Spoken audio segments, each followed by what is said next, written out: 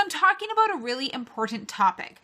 I'm talking about how to actually address healthy eating with your kids. So we're specifically talking today, though, about how you can address this conversation with your kids and get that conversation rolling, because it's an important thing that most of us miss, and I want to make sure that you don't. Don't be most people.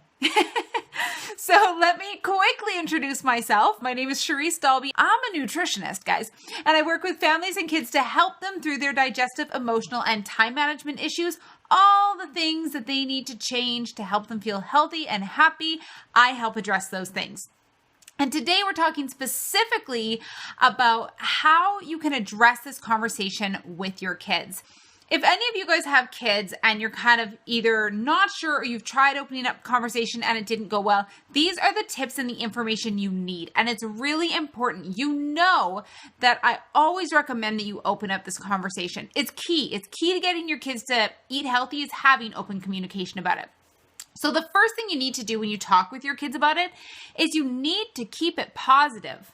The biggest mistake I see parents doing is they start off very accusatory with their kids, or pointing the finger, or using negative words.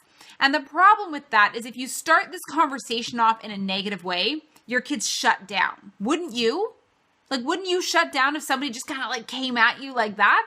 Well, it's the same for our kids. So it's important that you come at this conversation in a very positive way, using positive words, neutral conversation, and more from an information base. So when you're talking about it, this is not negative, guys. This is neutral. Keep it neutral with your kids. Got it? Good. All right. That's the first one. Keep it positive. And I'll recap it at the end. Second one is keep the conversation short. If you look at your kid and you're like, we need to talk about the way you're eating. Really, this in their mind, they're like, okay, well, here comes a 3-hour conversation that I'm not interested in, so no thanks, and they shut down. The whole point of this, guys, is we're trying to remove those barriers that shut your kids down from conversing with you. And a lot of the time, these barriers are things we create, not them. So keep it short. Let them know that these conversations are short. The reason why you want them to be short, and I'm talking 15 minutes or less, because you're not looking to get into an educational seminar with your kids. You're not looking to, teach them. You're looking to converse with them. This is a double-ended conversation, okay? It goes both ways. And so you need to keep it short because you're trying to simply open up communication. That's it. You're not trying to teach them. You're trying to open up communication. And by keeping it short, you're giving them the impression and you're opening up opportunity to have this conversation more often. Because when you do say, hey, I want to talk to you. I want to know how this is going. They're not going to be like, oh, great, here it goes. They're going to be like, yeah, I got 15 minutes. No big deal.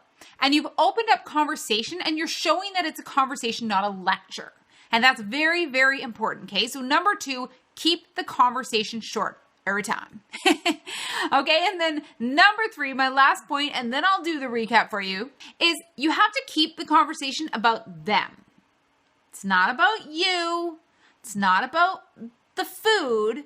It's actually about them. That's a key, guys. Keep the stories about yourself and stuff out of these conversations, okay? Let them talk. That's the most important thing. You come in with a leading question, and you let them talk. And then your job in this is to listen. Because how do you know their wants and their needs with their food if you're not listening to them speak? How do you know what's important to them and how to address the angle of encouraging healthy eating if you don't know what matters to them? And you don't know what matters to them if you don't listen. And let me tell you, it doesn't matter what you think about what matters to them. It simply matters what matters to them. So you don't have to agree. You can think it's silly. You can think whatever you want, but you never address it like that. You are respectful and you are kind and you listen when they're talking, and then you address their needs accordingly. So important. Let them feel valued and respected. That's what they want. Don't you want the same thing? So why don't we reciprocate that? And it's very important that we do.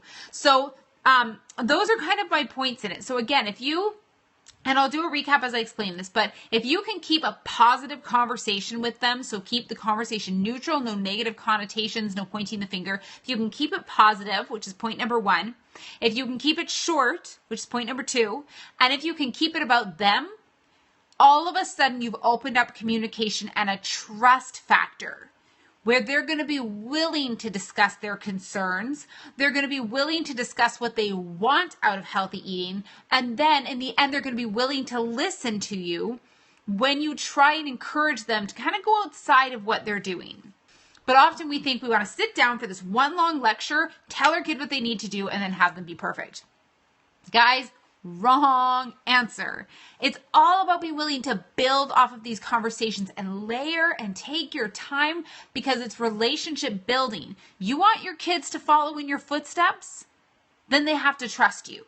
And to build trust with anybody, you've got to grow relationship. And often we think relationships are just there because they're our kids. But they're not. We have to continuously work to build and grow that relationship. So think about that next time you want to address a food issue. You're not going to get to address it head on right away if you haven't built this foundation first. So be patient, sit back, and start building the foundation so that you can open more of those conversations up so that your child has a better opportunity for eating healthy all the time. That's what we want to do.